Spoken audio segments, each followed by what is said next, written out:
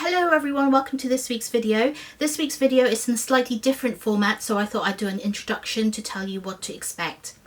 Basically 2 weeks ago I got my very first gimbal and I thought it might be fun to show you an unboxing video and also the very first time that I actually balanced the gimbal. So the middle section of today's video is going to be the unboxing and the balancing part. I do fast forward the balancing bit because it does take time and it's going to be a bit boring, so I fast forward that.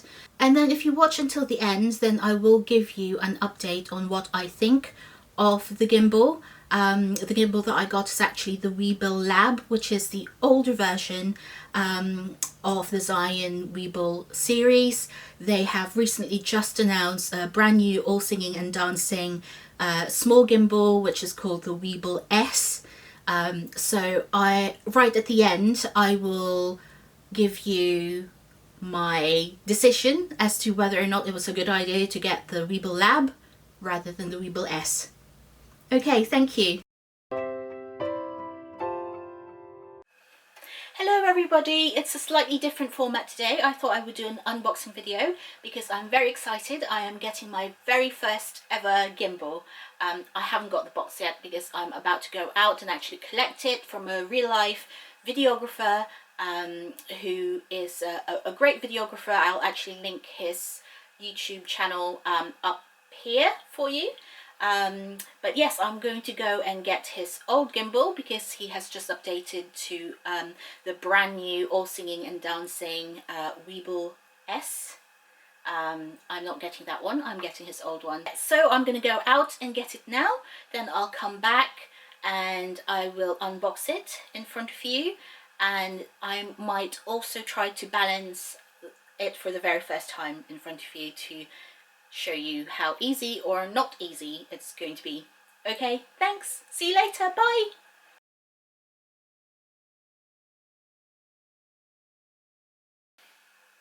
So here it is, I'm very excited to open it.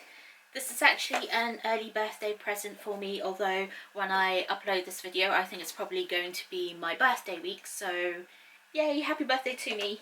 I'm very excited. So I have actually seen this already because Chris very kindly showed me how to put it together, but right now is the first time that I am unboxing it by myself, and also I'm going to put it together by myself without the use of YouTube tutorials. I'm going to try to remember how Chris put it together. I'm going to try to remember how he balanced it. So that's what I'm going to be doing right now.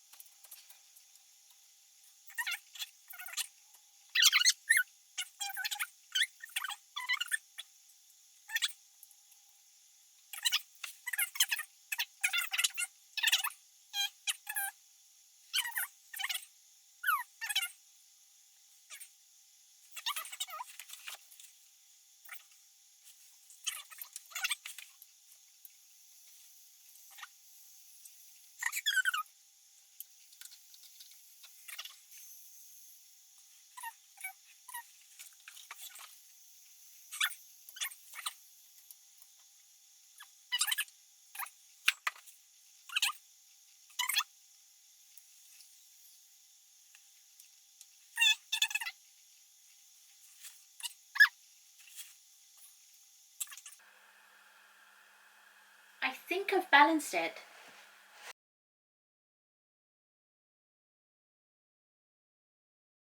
Right, so I hope that was amusing for you.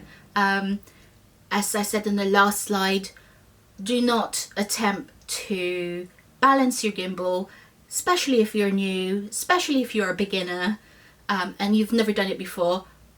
Don't attempt to balance it on your own without any instruction.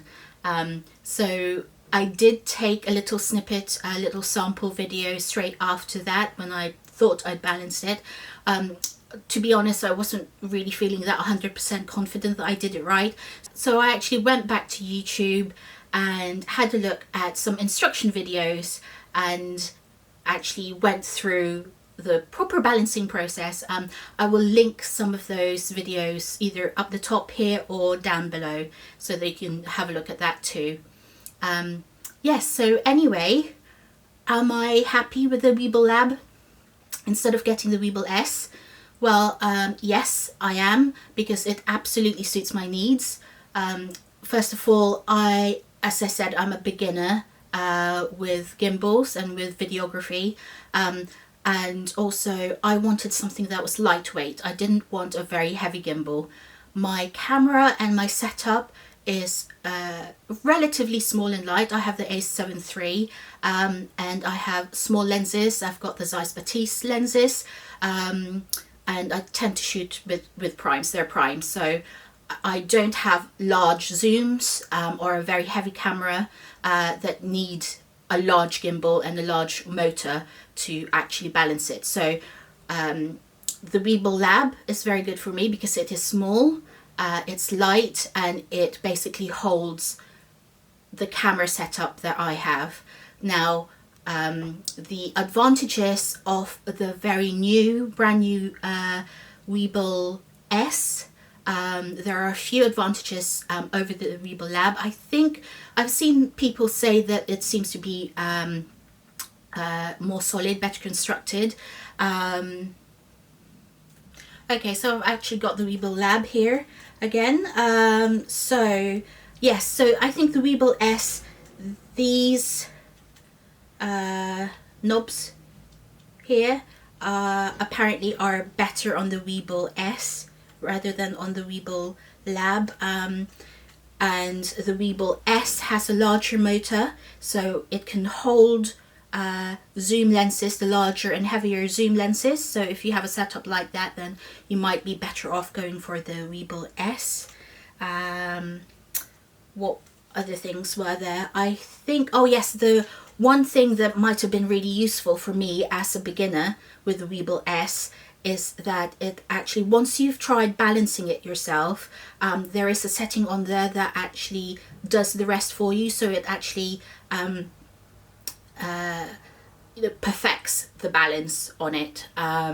So that, I think that's probably a really good feature on the Weebill S. But I am happy with the Weebill Lab.